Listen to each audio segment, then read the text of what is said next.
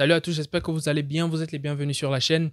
Aujourd'hui, nous allons parler d'une métaphore, une histoire qui est très connue, l'histoire des enfants d'Israël dans la Bible. Et je voudrais m'attarder sur cette histoire parce que je crois que c'est une histoire qui est également une métaphore et dans laquelle nous pouvons avoir énormément de leçons. Donc, euh, c'est une explication ou bien une tentative d'explication de cette métaphore ou bien de cette histoire que je vais essayer de faire dans cette vidéo. Restez scotchés, on commence, c'est parti.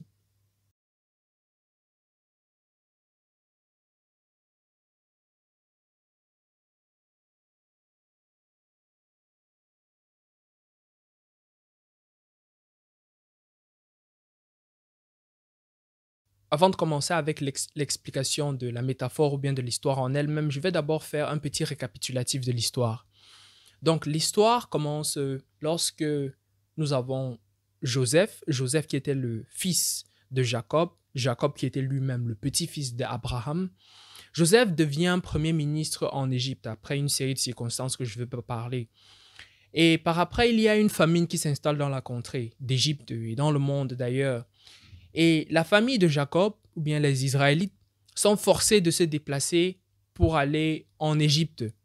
Lorsqu'ils arrivent en Égypte, ils sont soumis à des conditions de travail terribles qui s'intensifient à la mort de Joseph.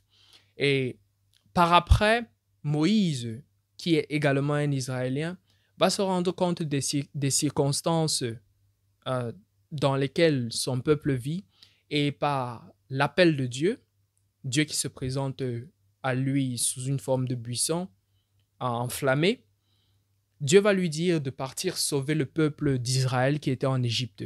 Il se déplace directement, il arrive en Égypte et en Égypte, il y aura les fléaux et tout ce qui va se passer. Il va prendre le peuple pour les faire sortir de l'Égypte. Pour les amener où? Pour les amener à la terre promise ou bien Canaan. Et ils vont passer par une série d'histoires. L'une des histoires que je vous... c'est l'histoire qui s'est passée, l'histoire du veau d'or à Corée. Et qu'est-ce qui s'est passé? Moïse, qui avait l'habitude de rester pendant un certain temps avec Dieu sur la montagne, il monte sur la montagne, je crois que c'était le mont Sinaï, il reste beaucoup plus de temps que prévu. Et ceux qui restent en bas commencent à dire que non, Moïse, il nous a abandonnés dans le désert, qu'est-ce que nous allons faire là présentement? Et ils font un veau d'or. Ils font le veau d'or et après, Moïse redescend, il redescend avec les tablettes, il regarde le peuple. Le peuple a fait un veau d'or, il casse les tablettes et la terre avale tous ceux qui étaient rebelles.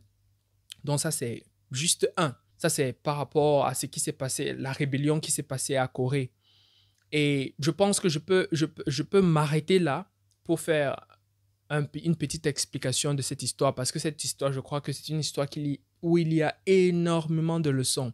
Et c'est ce que l'on voit la plupart du temps avec les histoires mythologiques que nous pouvons avoir, par exemple, dans l'Égypte antique. Il y a également la Mésopotamie et même en Chine. Donc, c'est la même chose qui se passe également avec le peuple hébreu. Nous avons toutes ces mythologies, nous avons toutes ces histoires-là qui nous sont proposées par ces personnes. Mais il y a énormément de leçons que nous sommes censés prendre de ces histoires.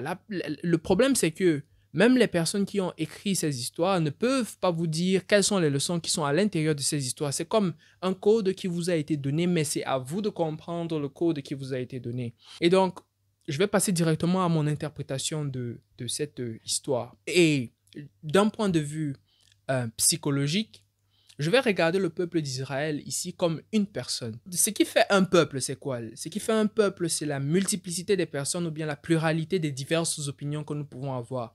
Donc, nous avons une personne qui pense ci, une personne qui pense là, une personne qui dit que moi j'aime les carottes, l'autre personne dit que j'aime les tomates, l'autre personne dit par exemple que moi je veux faire le business, je veux faire l'éducation. Nous avons diverses formes d'idées qui sont contraires entre eux-mêmes et qui font en sorte que il est difficile de diriger la personne vers un seul but. Et le but ici, c'est la terre promise ou bien la terre de Canaan. La terre de Canaan, c'est cette terre où coule le lait et le miel. Et lorsqu'une personne prend un objectif et il dit par exemple, moi je voudrais devenir ce genre de personne, c'est comme s'il avait déjà établi dans sa tête une terre de Canaan. Et maintenant, pour que la personne puisse avancer vers cet objectif, qu'est-ce qu'il doit faire? Il doit essayer de mettre en ordre toutes ces idées ou bien toutes ces différentes valeurs qui sont contraires entre elles-mêmes à l'intérieur de lui. Et il y aura des moments certainement, comme ce qui s'est passé dans la rébellion de Corée, où ces idées ou bien ces différentes valeurs qui nous constituent déjà, parce que si je dois l'expliquer, comment est-ce que c'est? Lorsque je parle d'idées et de valeurs qui nous constituent, je vais dire, lorsque je suis par exemple dans la classe et je suis en train d'écrire, je suis en train de me diriger, je suis en train de concentrer mon être tout entier vers l'objectif d'écrire. Quand bien même à l'intérieur de moi, je peux avoir une autre idée qui me passe par la tête, qui me dit que regarde à gauche, ou bien regarde à droite, regarde cette camarade, comment elle est habillée, elle est très bien, elle est très très jolie aujourd'hui. Ou bien tu peux avoir une autre idée qui passe par la tête, qui dit, bon, qu'est-ce que je vais manger? Ou bien tu dis, bon, j'ai envie de manger là présentement, je voudrais prendre du chocolat. Ou bien une autre envie te dit, essaie de regarder ton téléphone est dans ta poche, essaie de regarder, mais ce que tu fais, c'est que quoi, tu concentres tout ton objectif uniquement sur ce que tu es en train d'écrire. Et c'est ça ce qui se passe avec l'histoire des enfants d'Israël. C'est cette histoire qui se passe. Et donc, c'est ces différentes idées et valeurs qui nous constituent, qui font notre personne.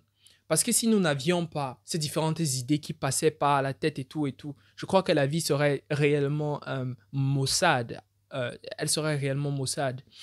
Et donc, parlant de ces différentes idées et valeurs, il y aura des moments, lorsque vous avez des objectifs, où il y aura un petit côté de vous qui dit, pourquoi ne pas prendre un petit temps de repos? Pourquoi ne pas dire, par exemple, pourquoi ne pas jouer aux jeux vidéo ou bien pourquoi ne pas juste commander ceci et après je mange cela? Nous avons ces différentes formes d'idées et de valeurs qui vont s'élever en rébellion à l'objectif que nous avons. Et ça, c'est d'un point de vue psychologique dont je vois l'explication globalement de ce qui s'est passé avec les enfants d'Israël. Donc les enfants d'Israël sont censés être dirigés vers la terre promise. Mais il y aura énormément de rébellions qui vont arriver. Et qu'est-ce qu'il faut faire? Il faut essayer les organiser en forme d'hiérarchie afin que tous puissent servir le même but qui est d'arriver à la terre promise. Et il y a une autre chose qui s'est passée dans le désert, c'est que quoi? C'est que les enfants d'Israël étaient censés normalement faire 40 jours. 40 jours dans le désert avant d'arriver dans la terre promise. Mais il y a eu énormément de rébellions, il y a eu énormément de plaintes. Et qu'est-ce qui s'est passé par après? Les enfants d'Israël se sont retrouvés en train de faire 40 années. 40 années dans le désert. Et c'est énormément de temps. Regardez. 40 jours, de 40 jours jusqu'à 40 années à cause des différentes rébellions et du temps qu'ils ont eu à faire. Il fallait éliminer toutes ces différentes rébellions, enlever toutes ces différentes idées. Il fallait enlever, puisqu'il y a ces personnes-là qui avaient été prises par la terre les avait avalées. Donc, il y a ces idées-là, il y a certaines idées qui doivent être enlevées afin de diriger ton être uniquement vers cet objectif que tu as. Une très, très belle métaphore. Une belle métaphore. Lorsque l'on regarde cela d'un point de vue psychologique. Et il y a encore une autre chose que je regarde dans l'histoire, c'est que le peuple d'Israël était dirigé par un nuage. Et un nuage, il y avait une colonne de nuages, une colonne de nuée et une colonne de feu. La colonne de nuée était là pendant la journée et nous avions la colonne de feu qui était là pendant la nuit. Et cette colonne de nuée reliait quoi? Le ciel et la terre. Et personnellement, lorsque je regarde cela d'un point de vue psychologique et je regarde cela selon le point de vue de Carl Jung qui parle de l'inconscient et du conscient, je pense que l'inconscient est beaucoup plus proche de l'idéal céleste que notre conscient ou bien notre esprit rationnel avec la philosophie et tout l'est. Et donc, je pense que dans ce voyage de la vie, l'une des choses qui nous guide le plus, c'est notre inconscient. Ce sont des choses dont nous ne sommes même pas conscients. Et pour cela, je vais prendre un argument. Nous avons par exemple l'argument de lorsque vous êtes jeune. Lorsque vous êtes jeune, les psychologues ont vu que il y a différentes périodes de crise par lesquelles vous devez passer. Il y a une période de crise qu'ils appellent euh, le premier quart de crise. Nous avons le deuxième quart de crise, le troisième quart de crise et le quatrième quart de crise qui est la mort.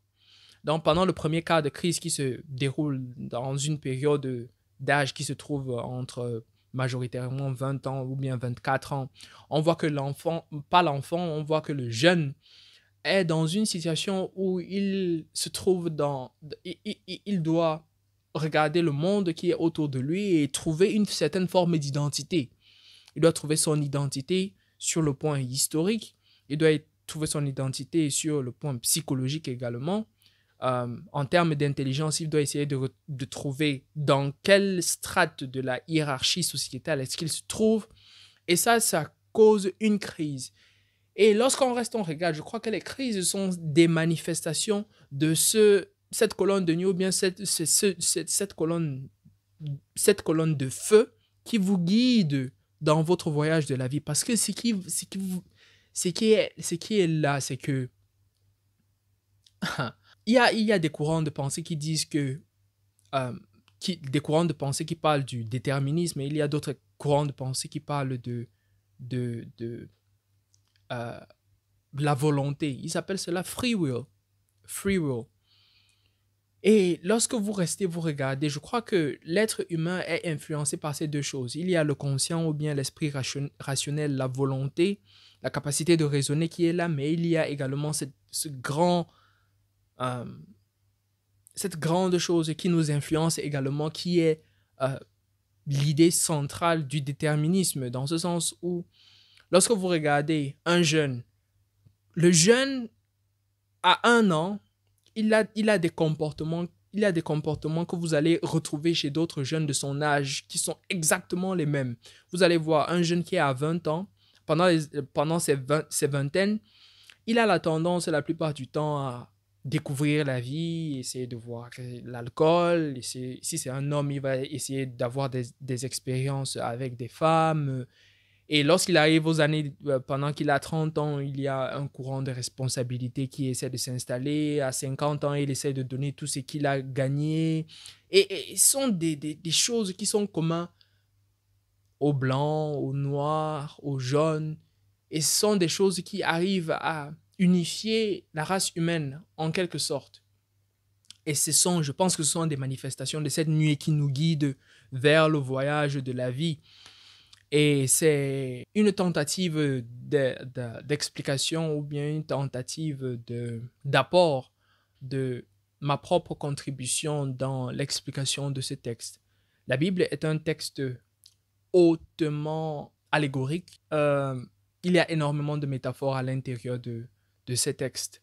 Et dans cette vidéo que je voulais faire, donc, c'était pour expliquer de mon point de vue ce que je trouvais dans l'histoire de Moïse. Et donc, j'espère que cette vidéo vous aura été utile et on va se retrouver à la prochaine vidéo. D'ici là, portez-vous bien. Peace.